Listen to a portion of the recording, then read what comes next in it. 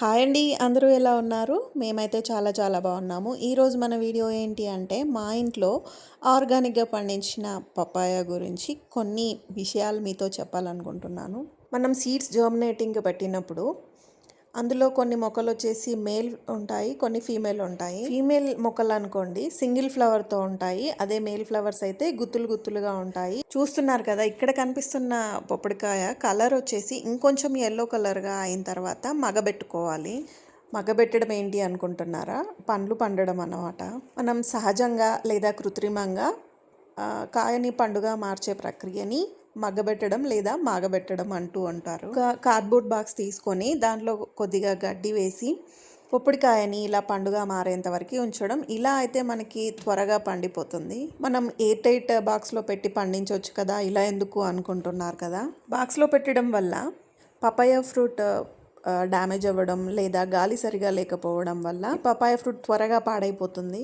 మనకి ఈ చెట్టు ఆకుల నుండి గింజల వరకు ప్రతిదీ ఆయుర్వేద వైద్యంలో ఉపయోగిస్తూ ఉంటారు. మనం ఎలాంటి ఫర్టిలైజర్స్ యూజ్ చేయకుండా ఫ్రూట్స్ని కానీ వెజిటబుల్స్ని కానీ పండిస్తే హెల్త్కి హెల్త్ అండ్ టేస్ట్ వైజ్ కూడా చాలా టేస్టీగా ఉంటాయి.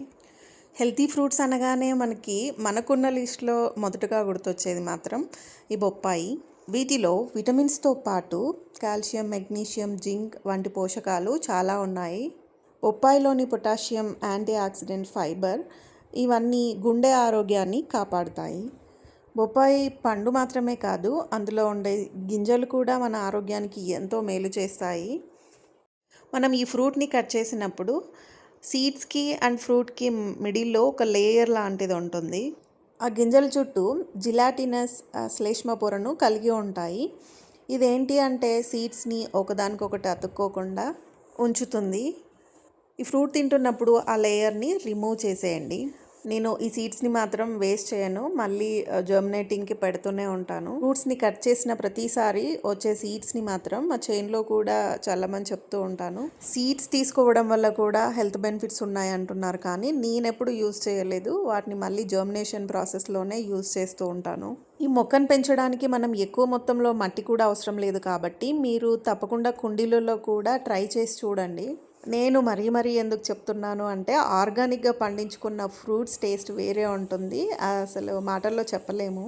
సో హోప్ఫుల్లీ మీకు అర్థమైంది అనుకుంటున్నాను. మీకు ఈ వీడియో కనుక నచ్చినట్లయితే తప్పకుండా లైక్ చేయండి. అలాగే మన ఛానల్ని కొత్తగా చూస్తున్న వాళ్ళు మాత్రం తప్పకుండా సబ్స్క్రైబ్ చేసుకోండి.